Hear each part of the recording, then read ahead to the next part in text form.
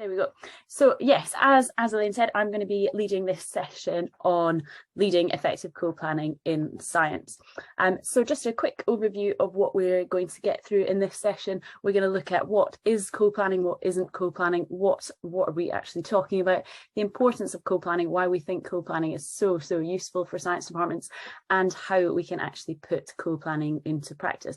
So a lot of the things that we look at today will be relevant for heads of department, Key Stage 3, Key Stage 4 leads, anyone with additional responsibility, but also just if you're really interested in developing your practice with other teachers in your department, there's hopefully still some things that you can take away from today's session. Yeah, so we're just going to get started. So our approach to planning in Science Mastery is using a lot of co-planning. So co-planning is a common feature that our schools that are doing really well and have implemented the programme really well and have seen great improvements in student outcomes and teacher acceleration of teacher development. They all use co-planning, or in some cases they call it collaborative planning, but it means the same thing. So as part of being in the Science Mastery programme, we expect all schools to have co-planning scheduled into their timetables. Now this means this could be half an hour every week, it could be an hour every week for some of our really lucky schools, but we think it works best as long as it's regular, so every 2 weeks minimum, and it's any time that teachers have together, whether that's pairs, trios, small groups, the whole department, where they've got time to actually think about and share their knowledge of the processes, the thinking processes that underpin great planning. Just a reminder, if you've got any questions as we go through, feel free to pop them in the chat and we'll come to them at the end. So the thinking processes, obviously as teachers we're familiar with all these thinking processes that we go to when we're planning a lesson. What do students already know? What do they need to know in this lesson? How am I going to get that across? What are students, what's the best way to get students to do this? So co-planning is any activity or any time of teachers sharing this knowledge. So just a quick review really of what is co-planning and what isn't co-planning, because this is something we still find issues with teachers, and especially explaining to people that haven't done co-planning before, or that think, but why? I haven't got enough time to plan my lessons as it is. We just think there's such a huge benefit of it, and we'll come back to why a little bit later on. But before that, let's just look at what co-planning actually is. So these are some different activities that could be part of co-planning. So whether that means teachers scripting and getting feedback on their exposition, I'm gonna go into each of these probably in a little bit more detail when we look at different activities that could be used in co-planning. But scripting and getting feedback on an exposition, so teachers actually writing down what they would explain to students, different questions, different models that they would use to explain things. That is definitely co-planning, because they're thinking about how they're going to deliver it, they're thinking about the planning process, and they're sharing that together. Teachers discussing how the content or the unit as a whole, or a particular lesson, fits into the sequence, or it fits into the bigger picture of science, and how it links to what students may already know, and how it links to future learning as well. That's also thinking about the planning process. That's teachers having an opportunity to share that as well. Teachers doing quizzes together to identify possible mistakes and misconceptions. It's not a new thing for teachers to sit and do exam papers to just check what's coming up, but we really like to encourage our teachers to do the knowledge quizzes, to do the pre-unit quizzes and the mastery quizzes, so that they know exactly the content that students are going to encounter, so that they can be really prepared for it and have an opportunity to actually check their subject knowledge. The way that we write our assessments are diagnostic, so the distractors are all possible misconceptions, and we find that teachers still, if they are new teachers, if they're non-specialist teachers, if it's just been a while and they're a little bit rusty, it's really good to just check that you don't have any of those misconceptions yourself before you accidentally embed those into your students. Discussing with a technician how to deliver a practical, or how to deliver a demonstration. This one is so key, particularly for all the new teachers that qualified during COVID. We had some teachers that had never taught a practical lesson during their PGCE year, or their NQT year. So the first time they went into a lesson where they were doing practical, they were just terrified. And actually having an opportunity to discuss this with your technician, it can be a technician, it could be another experienced colleague, it could be any other teacher, where you have a practice so you know, what am I going to do? What are the students going to do? What questions should I be asking? What skills are they going to be focusing on? That is a great way to do co-planning. Things that are not co-planning, but we often hear described as co-planning, or we often hear teachers using co-planning time to do these activities, is teachers making different versions of resources. So loads and loads of people in the departments, the go-to is that one teacher will just make a basic version, another teacher will make that lesson, another teacher will make that lesson, and that's really helpful in terms of admin time, but that's not teachers thinking and sharing their expertise. So that is not co-planning. While it might be necessary in some cases, if teachers are thinking, or if teachers are sharing with each other, I'm changing this question, I'm writing this question because I think it's important, because last year my students really struggled with it, because they need to be able to do this before they move on to that, that's definitely co-planning. But the actual admin task of creating different copies or teachers dividing up resources is not co-planning. Individual intellectual preparation is also not co-planning, even though it can be so useful. So that's things like a teacher reviewing checking their own subject knowledge, doing past paper questions themselves, planning their own lesson. While that's really important, and thinking about internalizing the lesson so they're so familiar with the content, that's really helpful, but that's also not getting the advantage of sharing the expertise with another teacher. So that is also not co-planning. I think hopefully you start to see a theme here in that co-planning is the time or the activity where teachers are sharing their experience, and we'll come back to that in a bit. So these are another couple of misconceptions that we have regularly about co-planning, and what co-planning is and what co-planning isn't. So as I've said already, one teacher making a high, middle and low ability version of every worksheet. We know Ofsted and the EEF are moving away from sort of differentiation and just differentiated versions of resources, and much more towards adaptive teaching, and knowing that the students in front of you and being able to say what you've done to support them, rather than just giving them a more basic version of a worksheet. If that's one teacher making stuff for everyone to just choose, this class is going to use that worksheet, this class is going to use that worksheet, that's not co-planning. If it's two teachers together, if it's the whole department saying, we know our students really need more practice of balancing equations, let's do some basic, then they can work on some more difficult ones, then they can really stretch themselves with some brackets and everything, that's co-planning, because they're thinking about it and they're sharing the planning process. But one teacher making copies is not co-planning. Two teachers each taking half the unit to make the slides match the school format. We know schools are being asked to do this, and it is just still one of the most frustrating things.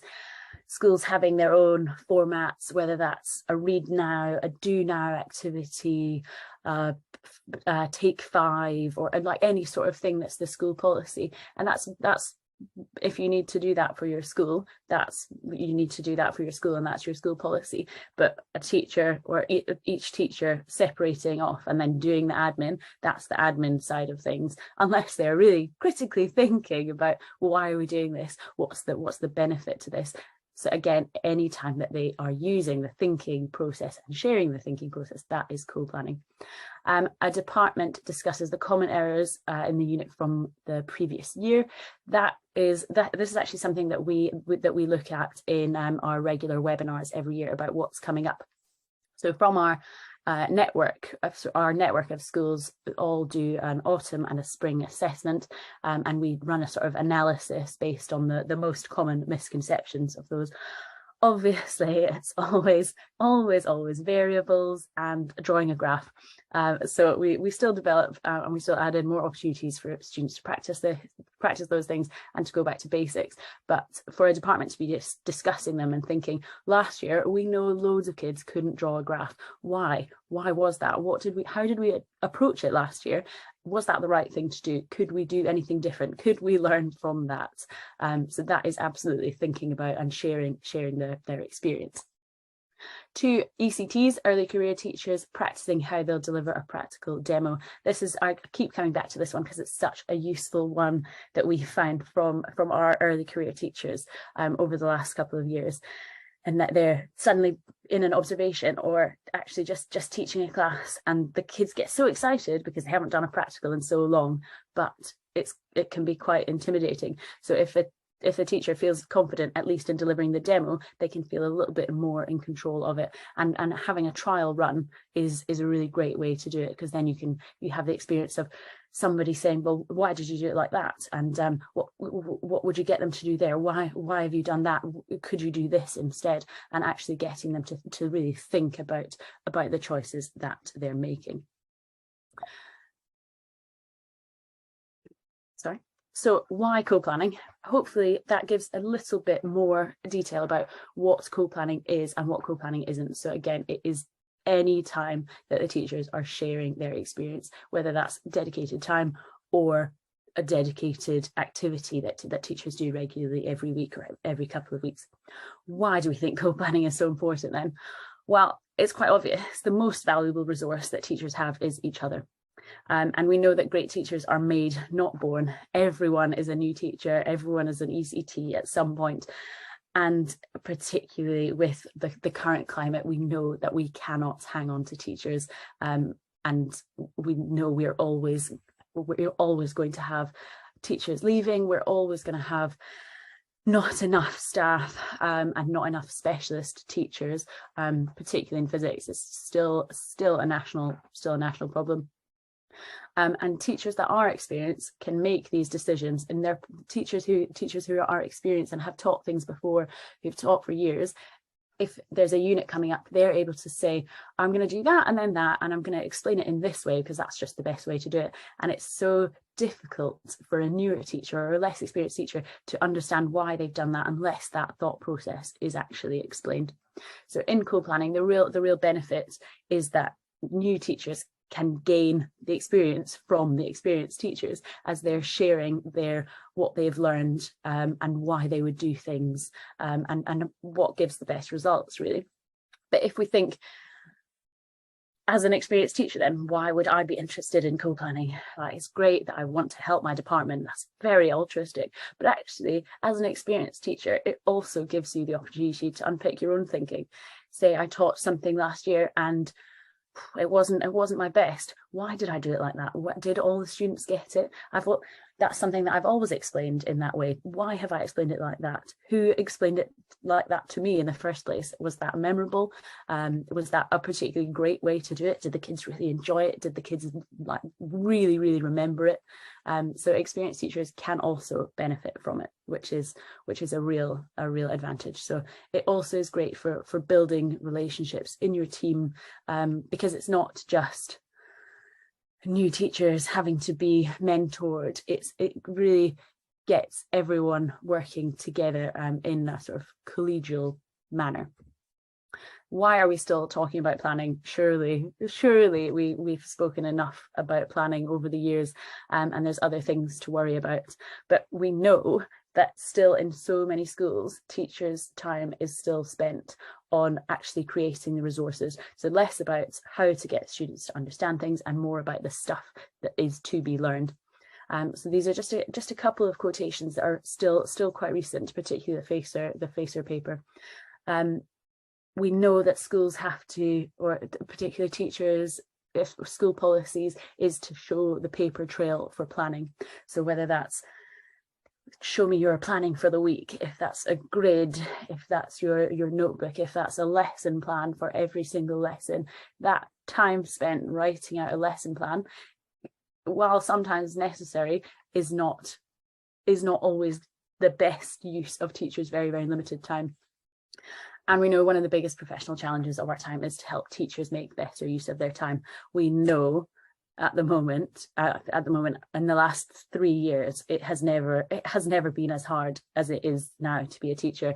Teachers will never have enough time in the day, in a lesson, across a year to get through the sheer volume of science content that is in both the Key Stage 3 national curriculum and the GCSE specification. There is so much, and teachers only have a limited time every week. So we just want to make sure that we're supporting teachers to make the most use of that time, and that time isn't spent just doing admin, but is spent on actually improving and thinking about what is best and how we can get students to make the most progress that they possibly can. So the way that we can maximise impact, the EAF and the Great Teaching Toolkit review both covered four specifically teacher actions that have the greatest impact on students. So knowing the content, that's subject knowledge, making sure that teachers have the subject knowledge, linking it to prior knowledge, linking it to future knowledge, thinking about what skills link with different parts of content, thinking about what students might have to be able to do with that content, but both in terms of exam skills and just sort of the wider world. Why is that useful to them? How does that link to their daily life? Creating a supportive environment, making students feel supported, making them feel challenged, but making them feel that they can make mistakes and that everyone can make progress, and that it is okay to think hard and to make mistakes. Maximising the opportunity to learn, so within lessons, making sure that every moment of the lesson is used to make as much progress as possible. So thinking about, like, what are students doing then? Why are they doing it? What's the outcome that we want them to get to? And activating hard thinking. So that's just making sure that students are pushed beyond their comfort zone, but not like way out of their comfort zone, but making sure that they're pushed and the expectations are really, really high, and that we're giving them the opportunities to make that progress and to learn as much as they possibly can, and not just thinking, well, they need to know that, right, they've done it, but pushing them beyond that and just giving them opportunities to stretch themselves. So first couple of parts, we've looked at what is co-planning and why co-planning is so important. Obviously, as part of my job, I've seen some really, really great co-planning, and I can honestly vouch for the impact that it has on teacher development. And it is just the most valuable activity that teachers can do with their time. So how can co-planning be used? For the last part of my section, we are going to look at some ways that teachers can use co-planning. So this is useful then for heads of department in ways that would work in their department, as well as individual teachers thinking about what you might want to do with just another colleague if that is more suitable for you. So as I've already said, co-planning can involve teachers in pairs, small groups, whether that's like all teachers of year 7, all teachers of year 8, or all triple science teachers, or the whole department, or if it's just Key Stage 3, just Key Stage 4, if you want to have all your ECTs together, all your experienced teachers together, if you want to do some sort of combination, there's no silver bullet for what is the best, what's the correct way to do co-planning, because obviously every department has got different needs and has got a different context. So in some schools you'll have loads of specialists, in some schools you'll have teachers that have been there for years and years, in some schools you'll have teachers that are all new, in some schools you'll have PE teachers, geography teachers, food tech teachers, supply teachers. So it can involve any group or any suitable group, and some of the activities that we're going to look at are definitely more suited to some different group structures than others, which will make itself clear what I mean by that when we get to it. So ways of co-planning. The first thing I'm going to talk about now is one of our resources that is probably the resource that teachers find most valuable from our programme. So for each unit, we provide a unit preparation booklet, which is like your one-stop shop of everything that is coming up in that unit. And it sort of acts as a framework for different co-planning activities. So there's some bits that teachers can just, not every section is is relevant for all teachers, and there's some bits that schools might want to focus on. They can pull bits out and use specific questions in their co-planning sessions, but basically this resource provides all the different activities that we would suggest for co-planning. So within that, there's an overview of that unit. So that includes the scope and the sequence. So the scope is just what is in the unit, what content, what skills, like what students should be able to do and what they should know at the end of every unit, and the sequence. Where has this learning come from? What should students already know? What should students already be able to do? How is the learning organised within the unit? What's the rationale for that from the research? And then where does it lead to? Where does this go at GCSE? Where does this go at A level? Where does this go in possible careers? So that it gives teachers the information for this without them having to really think about it, but just starts the conversation. It also includes a copy of the pre-unit quiz and the mastery quiz. So all of our assessments for within units, there's a pre-unit quiz, which is just a diagnostic assessment of all the key prior knowledge before that unit is covered, and the mastery quiz, which is our end of unit quiz, also diagnostic with the common distractors. So teachers can use the pre-unit quiz to inform what students really need to review, and then the mastery quiz obviously what gives them an opportunity to see, well, what have they really taken away from this unit? What do I maybe need to reteach? So that's included in the booklet so that teachers actually have a copy to refer to, and so that they can do it themselves and they can go through with other teachers and think, whoa, that one was actually A, but I really nearly wrote B, and I think loads of students will write B. And it's actually just thinking, it's a way of seeing the misconceptions written down in a way that they're likely to appear. And it's some of them are really tricky, and we find teachers have been teaching for years sometimes have to go, oh yeah, that got me. So it's just another opportunity for teachers to sort of check their subject knowledge. An overview of the most common misconceptions. So we know in science there are so many misconceptions. If you have any really shocking ones, I always love to hear them. So please put any funny ones in the chat.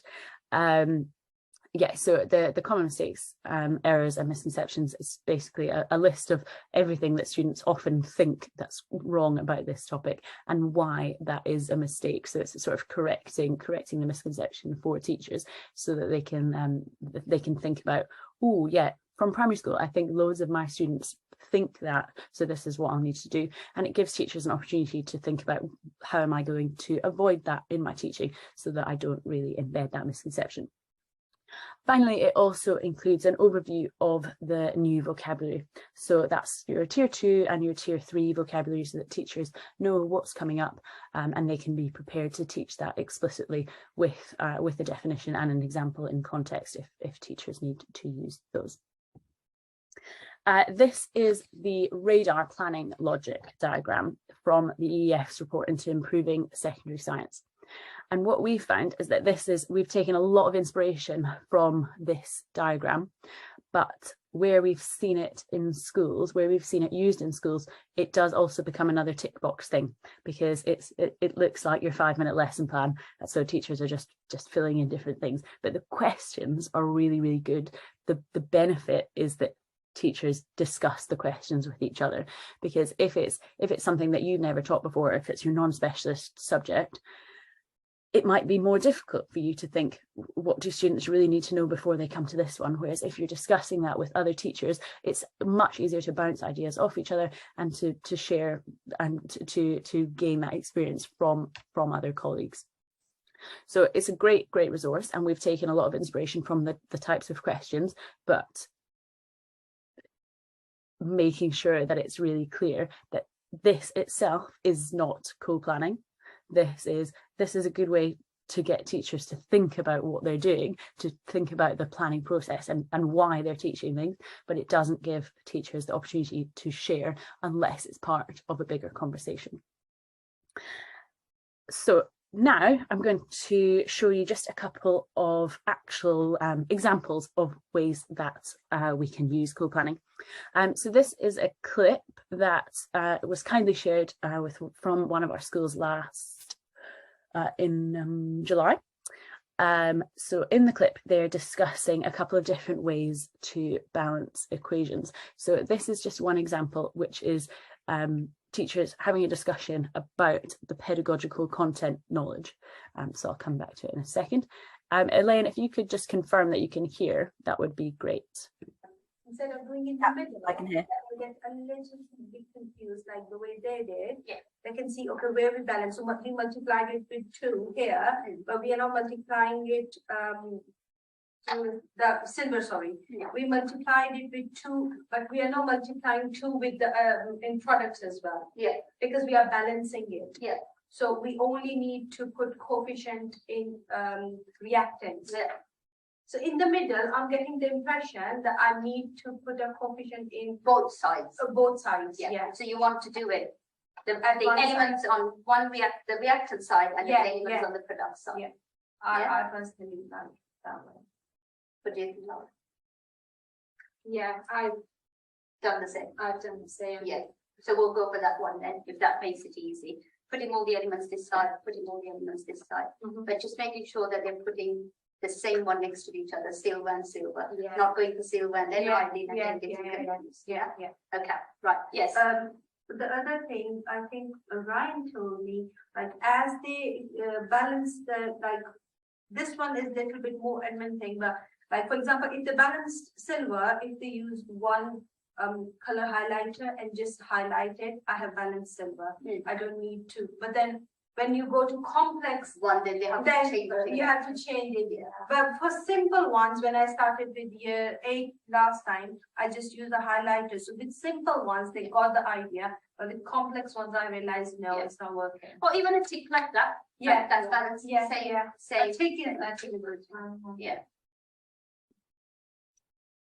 So we're going to go for particle diagrams to start with, and then when they get used to the method, the step-by-step method, they're going to remove that particle diagram. It's across 2 lessons, isn't it? Yes, the first lesson. So in that clip, teachers were discussing what students would find. The bit where she's talking at the start is quite confusing.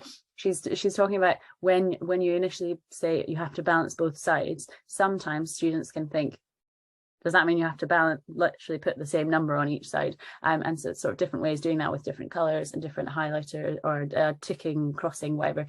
So sharing different methods. So this is a really useful way of co-planning if you are looking at a particular scientific skill. So if you're thinking about how's the best way to model electricity for students, what's the best way to model rearranging an equation or substituting an equation or doing conversions.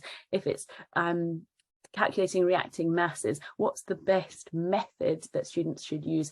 What's the best way to actually deliver that? And it's a really, really good way to discuss with colleagues, because everyone hopefully has got something to add to the conversation. Oh, sorry. Another way of co-planning, which is collective reflection, is something that most teachers are doing already in like informal conversations when you go past another teacher, when you're having lunch, when you are in your department meeting, just talking about. They can't draw graphs, can they? So it's something that teachers are doing automatically anyway, but can be great to have as a more focused and sort of formalized conversation, is collective reflection. So that's sharing the expertise of the group from the last time or what they already know about this unit. So possible questions to prompt these conversations are things like, what's the highest leverage content in this unit? What do students absolutely, if they get nothing else from the unit, what do they absolutely have to be able to, what do they absolutely have to know? What do they absolutely have to be able to do to go on with any sort of science? If and when you've taught it previously, what have students struggled with most? What's the hardest thing, or what's the most confusing thing that students are likely to run into? What practical activities, sorry, that's just my phone ringing in the background there. it's the house phone and I haven't worked out how to turn it off, sorry. There it goes. What practical activities are there in the unit? And again, I keep banging on about the practical lessons, but for our new teachers, we just need to help them be prepared for these. What skills should students be developing in each? Because if you look at the GCSE specification, it says skills, opportunities, this, and this. And for a new teacher, they're thinking, right, I've got to get through a whole practical in one lesson, and I've got to cover all of these skills.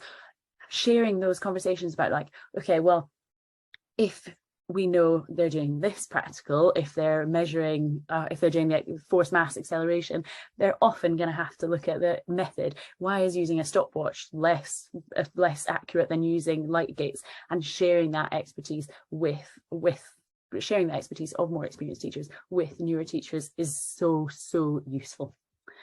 Then the next one, again, it's anticipating misconceptions. So again, just if that's a conversation, if that's two teachers together, if it's the whole department thinking, what do students always get wrong in this, this lesson? Why is this? Is it the fair test thing that they all have from primary school? What can we do about that? How can we teach to make sure that we don't embed this misconception, that we don't keep coming back to it? What's a good way of explaining it or modelling it so that students understand it correctly? And again, another opportunity for teachers to check their own misconceptions. This can be one where particularly non-specialist teachers, it can be good for them, like where we have this in our unit preparation booklets, teachers can feel quite confident with this because they've got all the mistakes written down there. So where we've seen it working really well is teachers go off by themselves and they read the misconceptions and then they come back and discuss. I really thought that, because if non-specialist teachers, if they come in and they feel like, well, I'm not sure about that, I think that I might think that, and it's quite intimidating, I think is probably the right word, to try and think of things that are definitely wrong and that are common errors when you're not sure what you don't know. So giving teachers a bit of preparation for this one is really beneficial.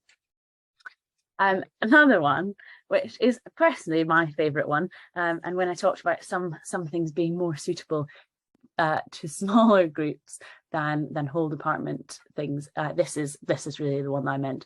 So this is rehearsal. So in this is a screenshot from one of our teachers who has actually scripted, written exactly what they are going to say, or how they're going to explain something to their students.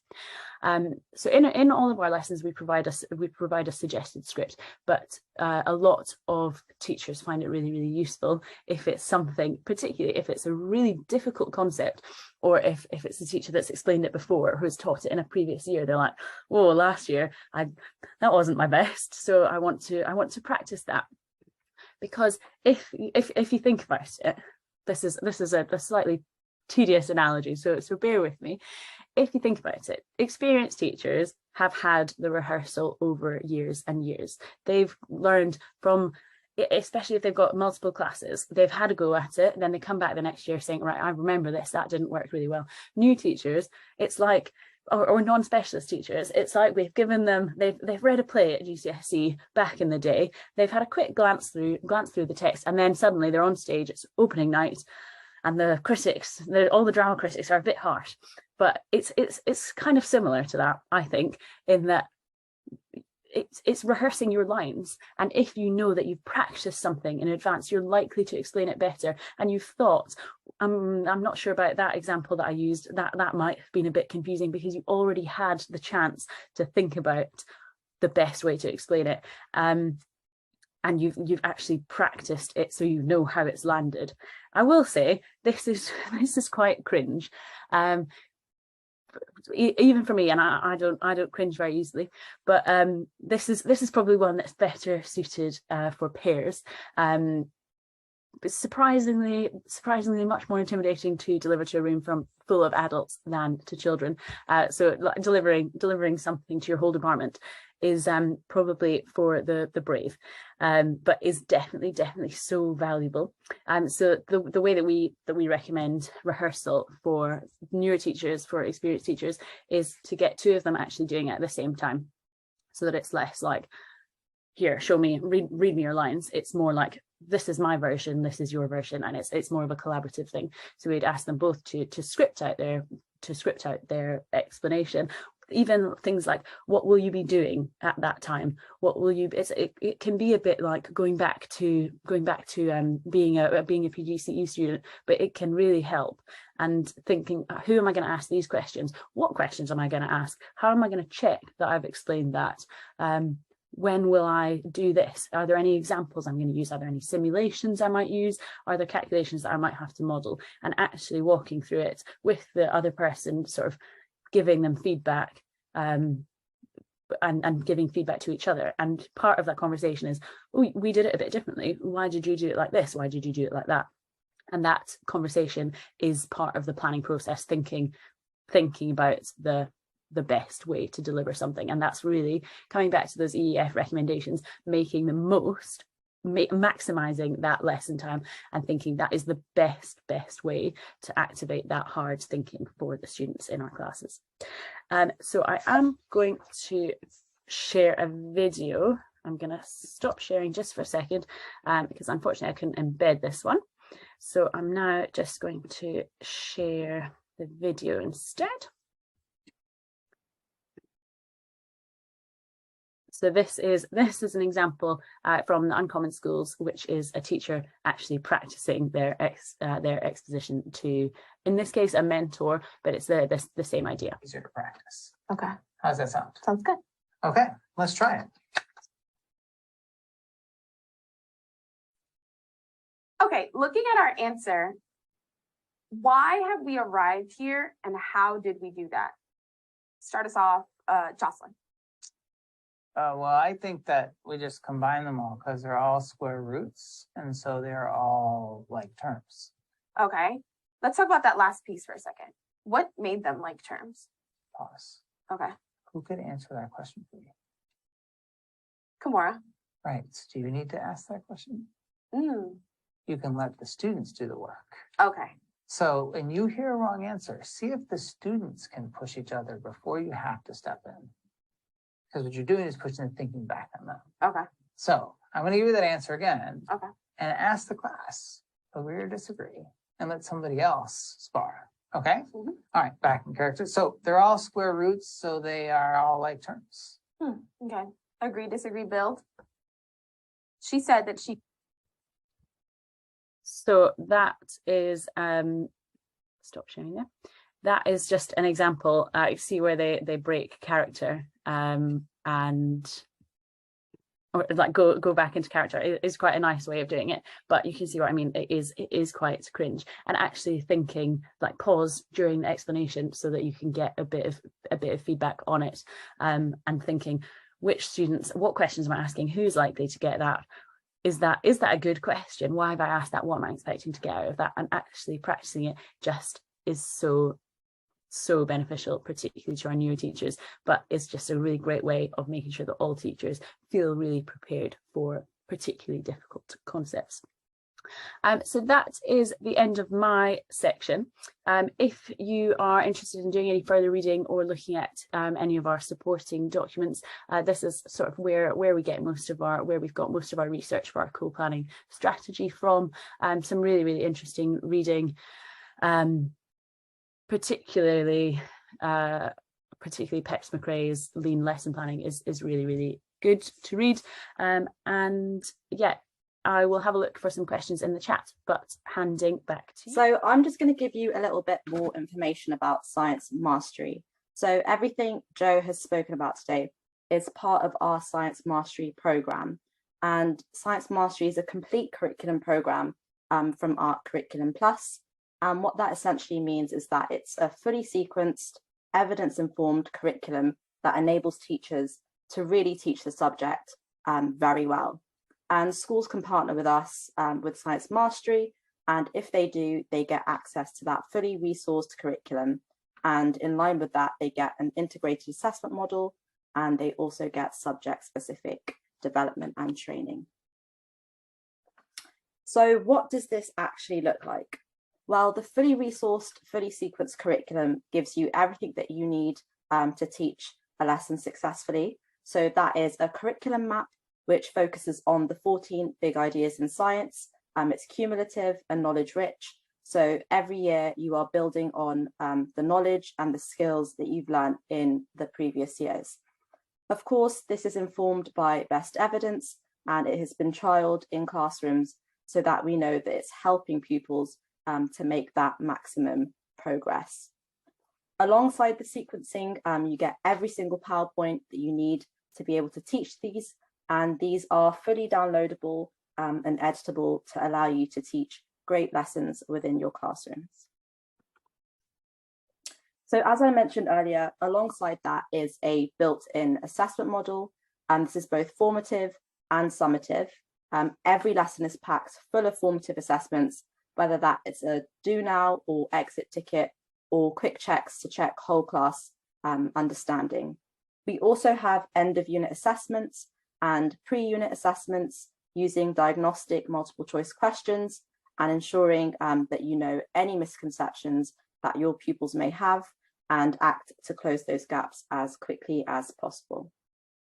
Alongside that, there are termly formative assessments as well as annual summative assessments. So as I just said, it's not just about that curriculum, it's about empowering all teachers to teach this curriculum as well as possible. And to enable that to happen, we have on-demand professional development that can be accessed at any time via our online platform.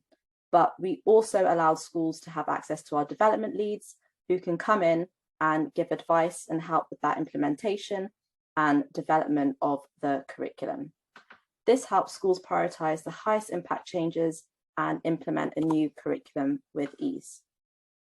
So we know that implementing a new curriculum is a huge commitment, so we can help you through a journey to get there. This journey would look something a bit like this. In the first year, it would be your launch year of the curriculum, and in this year, you empower your teachers and your leaders with this new subject knowledge, the pedagogy and the principles that they need to make this curriculum a success. After that launch year, you move into your development years. Teachers understand what the intent of this is and are implementing it well. And at this point, we're really starting to build that practice in the classroom, develop that pedagogy to ensure that every pupil is getting that amazing classroom education. Once we have developed this program, we'll get into this amazing place in the school, and then we continue making small incremental improvements to make sure that we're constantly improving and adapting to meet the needs of every pupil within the class. So if science mastery is something that you feel like your school would be interested in, getting involved in, there's a few ways that you can contact us.